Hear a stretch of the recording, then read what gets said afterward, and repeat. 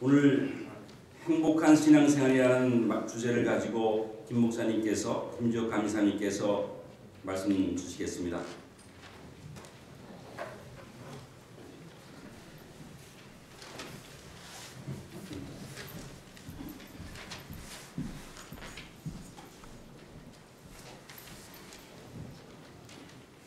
(2018년도) 캐나다 동부지방 신년 할애를 맞이하여서 저 멀리 몬트리올에서는 못 오고 킹스턴에서도 아직 발걸음이 있고요. 또 서쪽으로는 런던에서 일시 오시게 되지만은 여러분들을 진심으로 환영하고 축복합니다. 먼저 여러분들이 섬기는 교회를 주님의 이름으로 축복합니다. 평강의 주님이 은총 가운데 선한 역사와 사랑으로 함께하기를 주님의 이름으로 축복합니다. 또 여러분들의 가정과 또 삶의 모든 자리를 향하여서 축복하기를 원합니다. 하나님께서 선한 목자가 되어져서 이끄시고 책임져 주시고 주관해 주시는 선한 법과 은총이 함께하기를 주님의 이름으로 축원합니다. 누가복음 15장에 나오는 탕자의 비유와 연관되어 있는 어떤 말씀 묵상이나 예화가 참 많이 있습니다. 해밍웨이의 세상의 수도에라고 하는 작은 단편 가운데 여러 번 몇 번 들어보시게 된 파코 이야기도 기억이 나실 겁니다. 아버지와 아들이 아귀를 하다 아들이 가출을 하게 되어서 먼 곳으로 가게 되니까 이 아들을 향하여서 아버지가 한 줄 신문 광고를 내게 됩니다. 내 사랑하는 아들 파코야, 화요일 저녁 정오 몬타나 호텔 정문 앞에서 우리 다시 만나자. 내가 너를 다 용서하였다 라고 이렇게 신문 광고를 내게 되었는데, 그 예화에도 나와 있는 것처럼 그 호텔 로비 앞에 무려 800명의 파코가 찾아와서 자기의 아버지를 기다렸다라고 하는 그런 유명한 소설과 예화가 있습니다. 아버지 품, 편안한 곳, 안전한 곳, 내가 아들로 인정받고 내 삶의 가치와 존재를 인정받는 곳, 우리는 거기서 삶의 만족과 행복의 어떠한 시작과 출발을 이뤄갈 수 있다라고 생각을 하게 됩니다. 그런데 그런 맥락에서 오늘 본문의 말씀을 보시게 되면은 이해가 되지도 않고 행복이 도대체 뭐지? 라고 하면서 그 맥과 핵심을 다시 한번 되새겨보게 하는 그러한 내용이 담겨져 있습니다. 사도행전 3장에 보게 되면은 날 때부터 걷지 못하게 되었던 이가 이제 무려 40년 동안이다 라고 말하는데요. 베드로와 요한이 은과 금은 우리에게 없지만은 우리에게 갖고 있는 것을 너희들에게 주노니 나사렛 예수의 이름으로 일어나 걸으라 라고 하게 되니 그가 걷고 뛰면서 하나님을 찬미하게 되었다 그랬습니다. 그런데 이 신비한 기적과 하나님의 은혜는 베드로와 요한 그리고 사도들과 초대교회가 유대교회에 주목받게 되면서 예수님이 소환당하시게 되었던 산헤드린 공의의 대법정에 자주 끌려가게 되고 소환당하고 감옥에 갇히게 되는 그러한 일들이 반복되어서 나오고 있습니다. 재판당하고 망신당하고 소환당하여서 위협당하고 협박당하고 그리고 목숨의 그러한 어려움을 겪기도 하는 이야기가 이 3장, 4장, 5장의 말씀 가운데서 여러 번 이렇게 반복하여서 재판받고 감옥 가는 이야기가 쭉 나오게 되는 것입니다. 오늘 본문 5장 19절 말씀에 보게 되면은 베드로와 사도들이 예수의 이름을 전하고 증거하게 되었다가 19절 말씀에 보게 되면은 주의 사자가 밤에 옥문을 열고 끌어내어 이르되 이렇게 말하게 됩니다. 하나님의 은혜 가운데서 여기 이제 문자적으로 보게 되면은 주의 사자가 그랬는데요. 성령의 시대 때 천사라고 하면서 우리가 퀘스천 마크를 갖게 되는데 원래 문자적인 의미는 뭐냐고 하면은 주의 임재 아래서 그들이 이 감옥에서부터 나오게 되었더라 라고 말하게 됩니다. 그러나 여러분 그 맥락을 잘 이해하실 것입니다. 하나님의 초자연적이고 신비한 은혜 가운데 감옥에 갇히게 되었던 베드로와 사도들이 나올 수 있게 되었다라고 하는 것입니다. 근데 문제는 20절에 나오게 되는 그 다음의 결과입니다. 감옥에 나오게 하신 다음에 하나님의 사자가 이 사도들과 베드로와 사도들을 향하여서 뭐라고 명령하시냐고 하면은 이 생명의 말씀을 다 백성에게 말하라 라고 말하게 됩니다. 자, 예수의 이름을 전하다가 감옥에 들어가게 되었어요. 근데 하나님이 은혜를 베풀어 주셔서 초자연적인 섭리 가운데서 감옥에서 나오는 짜자잔 하는 신비한 은혜를 체험하게 되었어요. 그런데 또 천사가 명령을 내리시기를 주의 생명의 말씀을 또 백성들에게 전하라 그랬습니다. 그러면 넥스트 스텝, 다음 단계의 결과는 뭐죠? 또 감옥행일 수밖에 없는 것입니다. 이 결과는 당연히 재판을 받게 되고 감옥행으로 가는 그 결과를 짐작할 수가 있다라고 하는 것입니다. 하나님이 초자연적인 기적과 은혜를 베풀어 주셔서 감옥에서 나오게 하신 그 다음의 일과 명령은 감옥행이 예상되는 복음을 선포하고 하나님의 나라에 관하여서 설교하며 증거하라 라고 하는 것입니다. 여기서 우리에게 분명한 신앙관의 정립이 필요하다라고 하는 것입니다. 우리가 신앙생활하게 되었을 때 우리에게도 베드로와 사도들과 같이 감옥에서 나오는 것 같은 우리의 경험과 상식과 지혜로는 도저히 설명할 수 없는 초자연적인 신비와 기적들과 은혜들을 우리가 경험하게 됩니다. 어떻게 신앙생활하게 되었어요? 신앙의 여정 가운데 어떤 일이 있었습니까? 라고 묻게 되면은 그 나름대로의 하나님의 신비와 은혜를 체험하게 되었던 것들이 모든 믿음의 사람들 가운데 하나씩 이상의 사연들로 다 담겨져 있습니다. 우리는 그렇게 하나님의 은혜를 체험하게 되었으면 영어로 표현해서 죄송하지만은 better place, 보다 나은 장소로, safety zone, 안전한 공간으로, comfortable life, 완전한 그리고 안전한 삶으로 우리의 삶이 하나님께서 이끌어 주시겠구나 라고 하는 그러한 기대와 희망을 갖게 됩니다. 그런데 20절 말씀에 보게 되면 하나님께서 이 생명의 말씀을 다 백성들에게 전하라 말하게 됩니다. 표준세 번역과 공동 번역은 뭐라고 표현하고 있냐면은 이 생명의 말씀을 남김없이 안에다 담지 말고 이 모든 것들을 다 소진하여서 전하고 선포하라 라고 하는 것입니다. 결국 그렇게 되면은 그 결과들은 베드로와 사도들이 또 성전에 들어가서 가르치게 된 다음에 감옥행이 예상이 될 수밖에 없다라고 하는 것입니다. 근데 그 예상만 있는 것이 아니라 여기 27절과 28절 말씀을 보시게 되면 그 결과가 그렇게 또 나오게 됩니다. 그들을 끌어다가 그랬습니다. 베드로와 사도들이지요. 예수님이 그 재판받게 되었던 산헤드린 공의에 또 불러 세워서 심판을 받게 됩니다. 우리가 이 이름으로 예수의 이름으로 사람을 가르치지 말라고 분명히 엄금하였는데 너희가 너희 가르침을 예루살렘에 가득하게 한다라고 하는 것입니다. 제사장들과 성전을 맡아서 일하게 되는 이 리더들이 말하게 되기를 니네 또 잡혀왔네 라고 하는 것이죠. 분명히 우리가 말하지 않았어? 예수의 이름 입에 대지도 말라라고 분명히 명령을 내리게 되었는데 왜 또 여기 와서 이 일을 하는 거야? 라고 하면서 이렇게 제사장들과 성전 맡은 자들이 반응을 하게 되었다라고 하는 것입니다.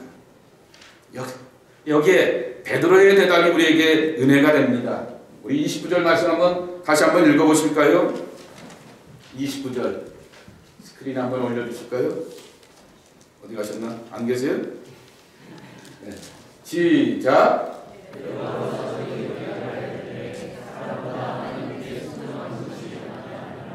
사람보다 하나님께 순종하는 것이 더 마땅하니라 그랬습니다. 표준세 번역이나 공동 번역에 보게 되면은 사람에게 복종하는 것보다 하나님께 복종하는 것이 마땅합니다. 공동 번역은 복종해야 하지 않겠습니까? 라고 하는 의문형으로 이렇게 번역을 하게 되었습니다. 오늘 베드로와 사도들이 분명히 가르쳐주게 되었던 신앙의 잣대, 삶의 잣대, 가치관을 형성하는 것이 무엇인가 라고 하는 것을 우리에게 가르쳐주고 있는 것입니다. 하나님의 명령에 따라서 하나님의 뜻과 말씀과 하나님이 기뻐하시는 마음으로 살아가는 것이 진정한 삶의 행복과 가치관의 정립이다 라고 하는 것이죠.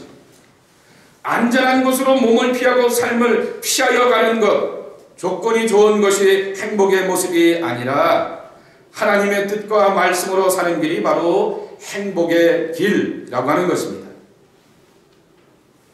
윤동주의 십자가라고 하는 시에 보게 되면 예수님을 이렇게 표현합니다. 괴로웠던 사나이 행복한 예수 그리스도라고 하는 그러한 이름으로 예수님을 소개하게 됩니다. 제가 한번 읽어드릴게요. 종소리는 들려오지 않았는데 시파람이나 불며 서성거리다가 괴로웠던 사나이 행복한 예수 그리스도에게처럼 내게도 십자가가 허락된다면 모가지를 들이우고 꽃처럼 피어나는 피를 어두워지는 하늘 밑에 조용히 드리겠나이다 라고 하는 것이 윤동주의 십자가라고 하는 시입니다. 예수님을 뭐라고 소개하냐면 괴로웠던 사나이 그러나 행복한 예수 그리스도라고 하는 거죠.